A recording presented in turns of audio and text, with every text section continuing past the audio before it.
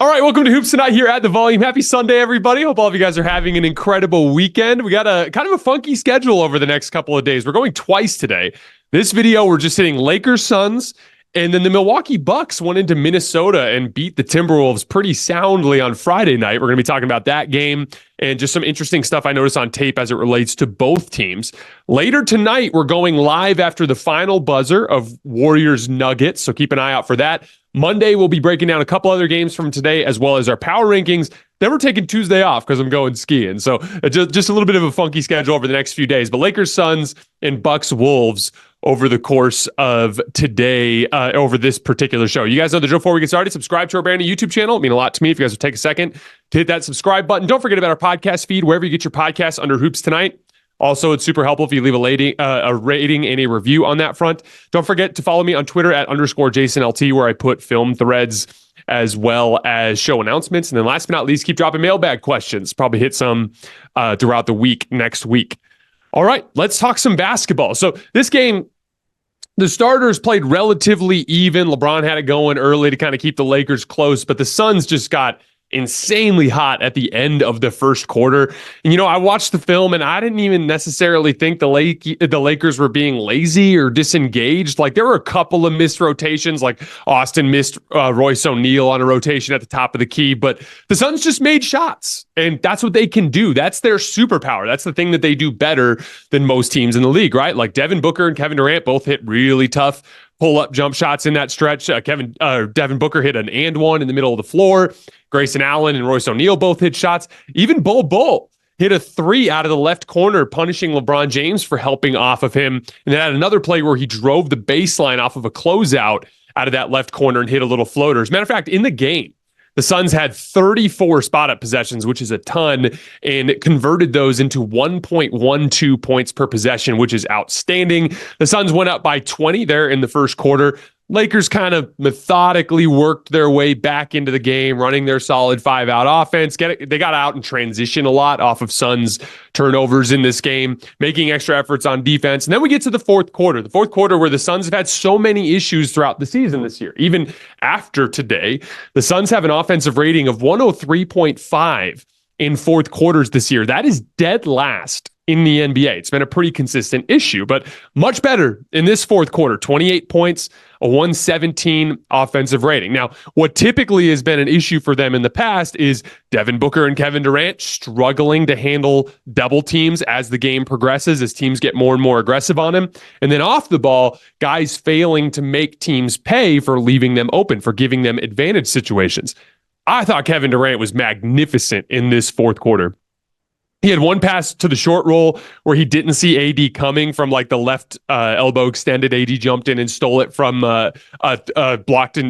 jumped into that passing lane and stole that pass to the short roller. But outside of that, Kevin Durant was like nearly perfect in that fourth quarter with his decision making, just, you know, coming off a ball screen hard, hitting Nurkic with a perfect pocket pass to get him downhill to the rim, drawing a double team and making that quick swing pass to Royce O'Neal, who makes that extra pass to the corner to the shooter. Like, it looked a lot more smooth and decisive, quick and decisive from Kevin Durant.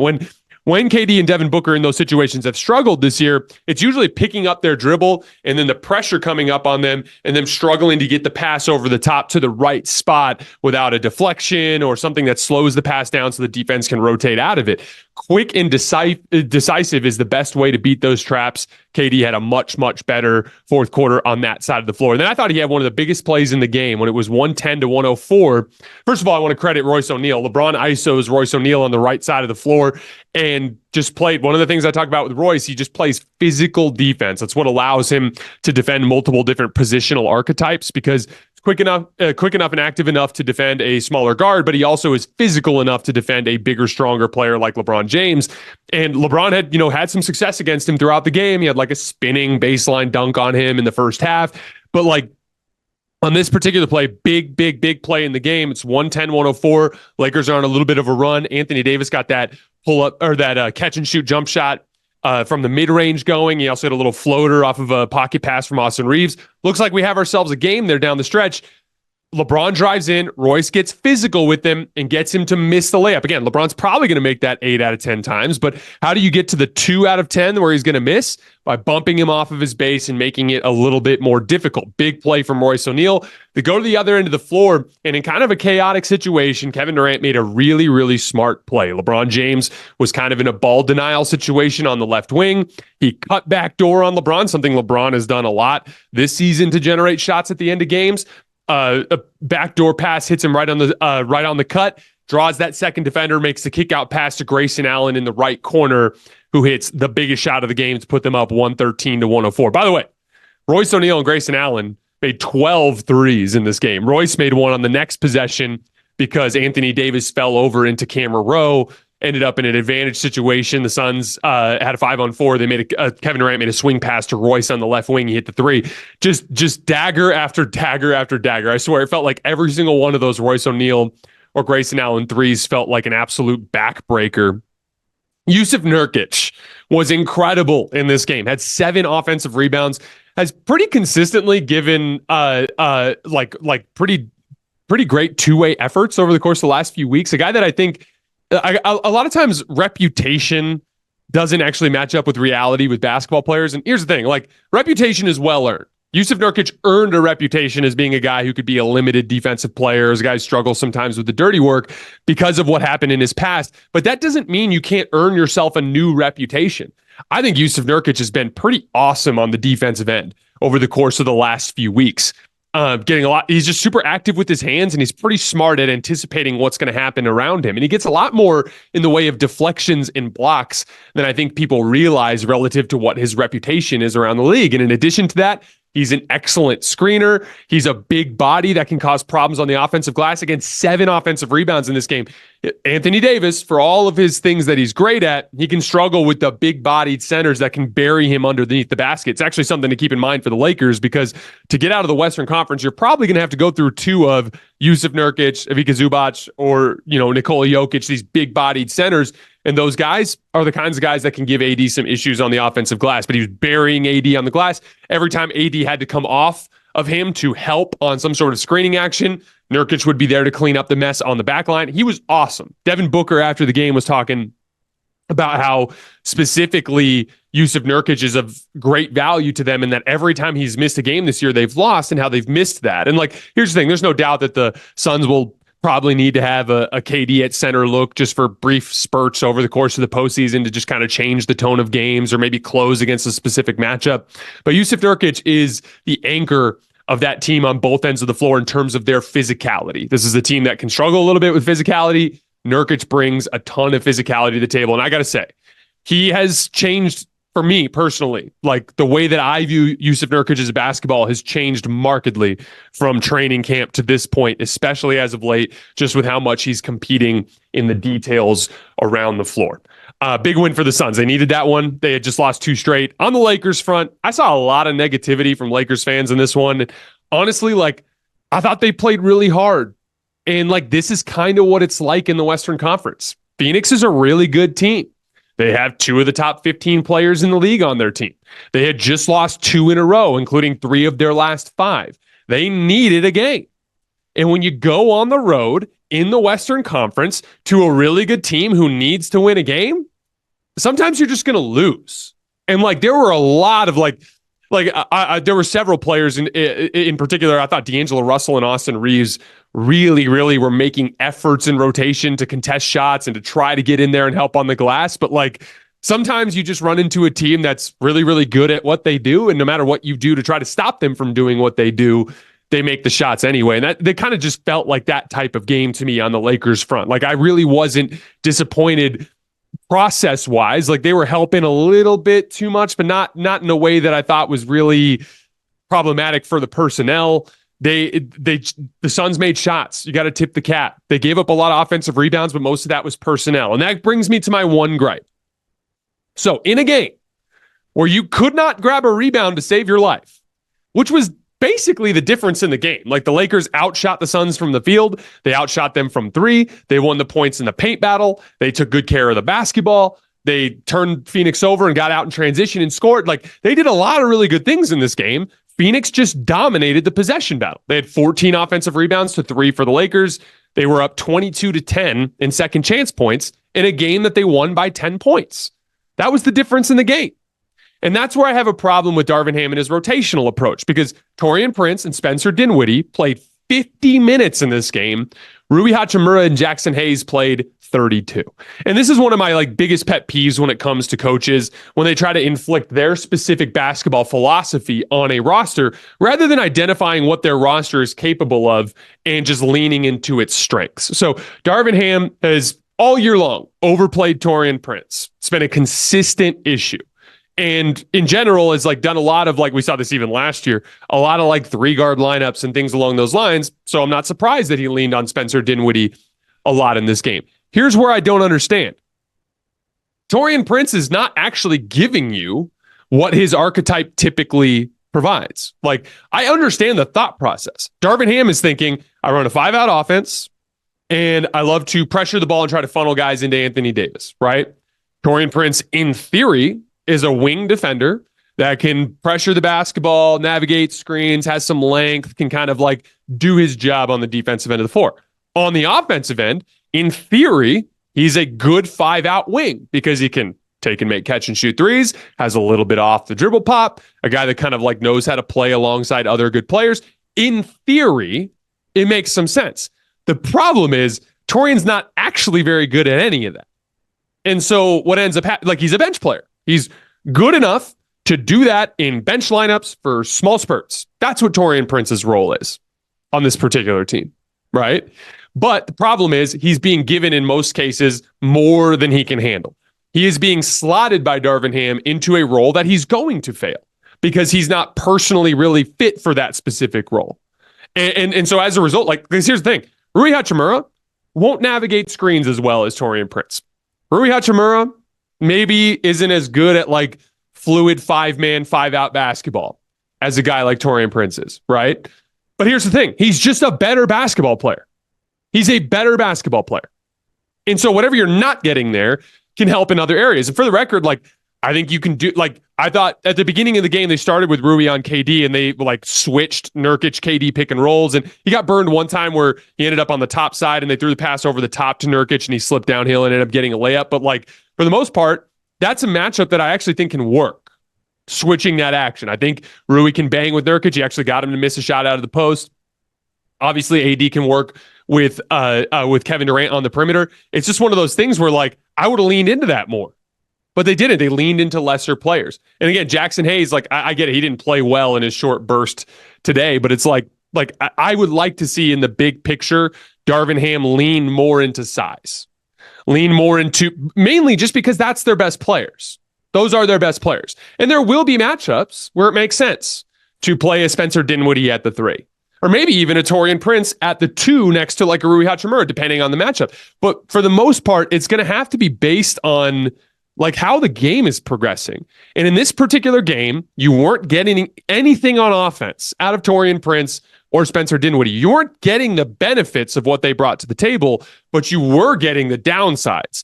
And I would have been in a situation where I would have thought, at the very least, with Rui out there in a larger dose, I can hold up better on the defensive glass, maybe hold up better in the possession battle. Because in the half court, the Lakers and the Suns were actually relatively even in this particular game. And so just something to keep an eye on. It's something I talked about from the moment that that I kind of started to pick up on Darvin Ham's affinity for Taurean Prince this season. Doesn't really matter what they trade for. Doesn't really matter what kind of personnel is on the roster if inferior players are playing over better players that you have available to you. And so I thought that was kind of the one gripe that I had. But for the record, sometimes Darvin Ham might have played Taurean Prince 15 minutes and played Rui Hachimura 38 minutes, and they might have still lost. Because again, like I said, Phoenix is really good.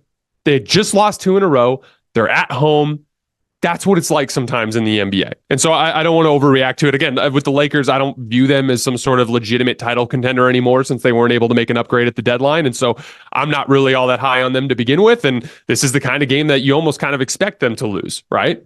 They do have a lot of home games as we head into early March against really good opponents. Maybe they can tighten some things up there and get a little bit sharper, but like I'm not super optimistic about them in the big picture anyway.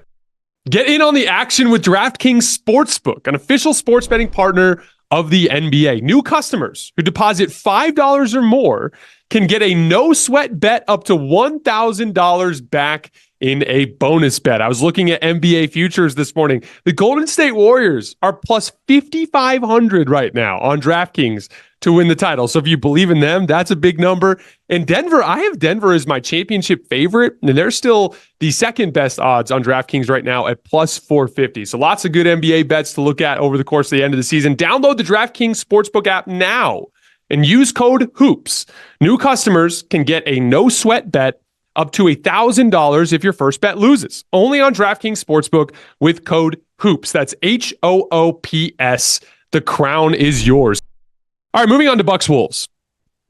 So the Bucks actually had a huge win today on the road in Philly. They won by 21 points. I didn't actually watch that game, though. I did watch them go in on Friday night and dominate the Wolves, though. And so that's what I want to talk about in today's game. Or today's show. So they go on a huge run in the third quarter. They get stop after stop after stop. They get out in transition. I thought Dame and Giannis both did an absolutely fantastic job of applying rim pressure and making good kick-out passes. Then they were working the ball around. Malik Beasley was just completely scorching hot, hit a bunch of threes during that run. Dame hit a bunch of nasty pull-up jumpers in that stretch. Giannis hit a three off the bounce there in the middle of the third quarter, and they just blew Minnesota's doors off. It was crazy. It was like a close game, and then all of a sudden they were up 20. It was pretty wild. But Minnesota made a little bit of a late comeback, but it was never truly a game after that. But Brook Lopez was unbelievable in this game. He dominated on the defensive end, which I want to dive deeper into here in just a minute. But he also came out red hot from three, hit a bunch of big shots early in the game. He's averaging 2 made threes per game over his last 7 games, albeit on massive volume. He's actually taking 6.4 per game. It's crazy watching the Bucks now because Brook's like straight up playing with a massive green light. But I wanted to dive into the Bucks drop coverage in this particular game because that was basically the story of this game. Brook Lopez was guarding Rudy Gobert and just sitting comically far back into the paint.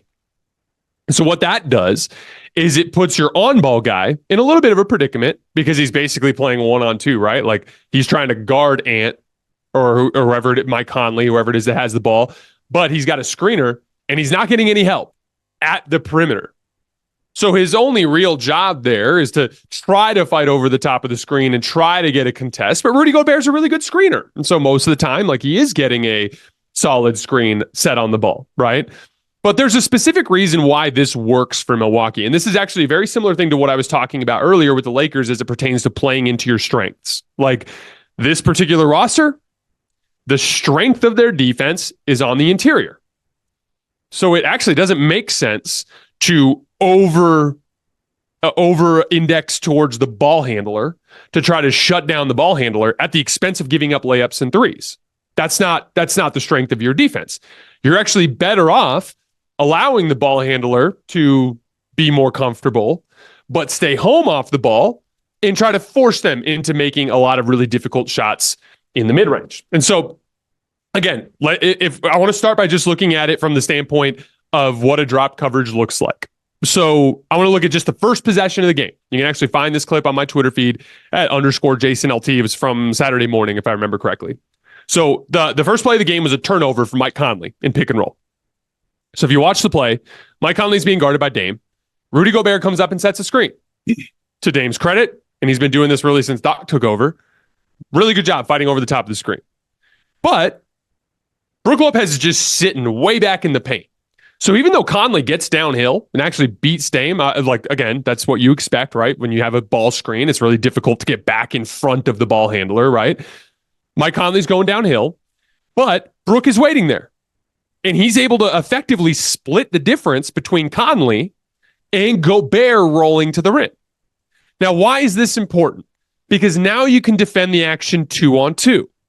Because you can defend the action 2-on-2, Jay Crowder, who's on the weak side, and I think he was guarding Jaden McDaniels, if I remember correctly, but I'm not 100% certain.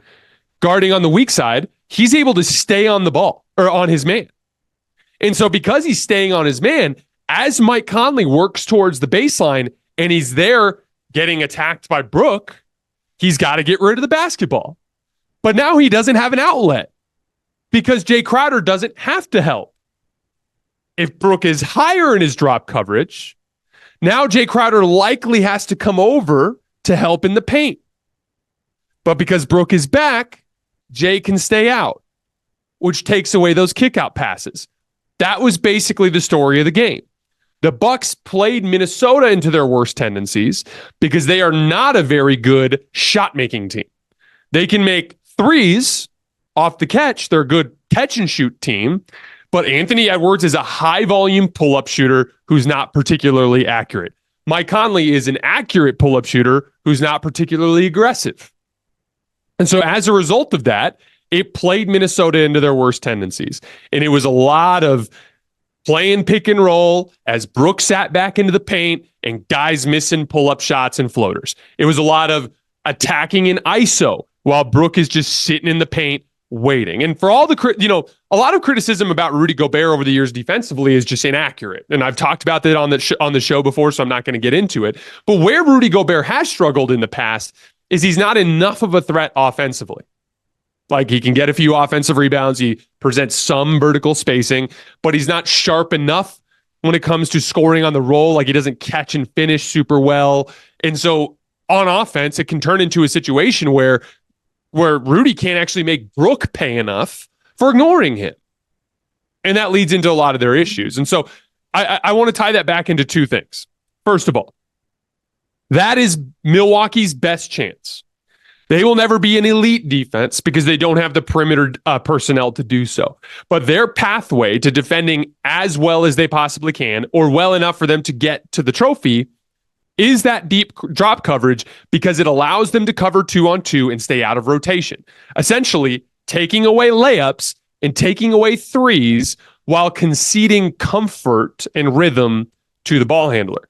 The next question is which matchups will that work in? And this is where it becomes really interesting in the playoffs, because a team like New York, maybe Jalen Brunson will kill you, and maybe that's not going to work. A team like Miami, they've got a lot of guys like Duncan Robinson and Tyler Herro who can really do some damage if you chase over the top and they get some good screens from Bam Adebayo, right?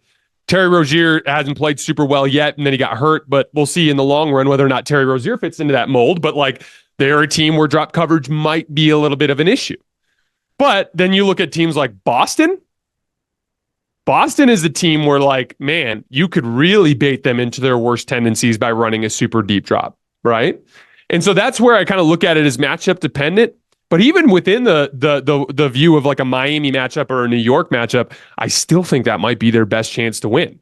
And just be like, Jalen Brunson's going to average 38 a game, but we're going to take everybody else out of this thing, and then we'll be good enough on offense. And again, the nuclear offense is the main thing that makes it work. They beat Minnesota. Their drop coverage did work. I'm not going to lie about that, but it was close for the most part.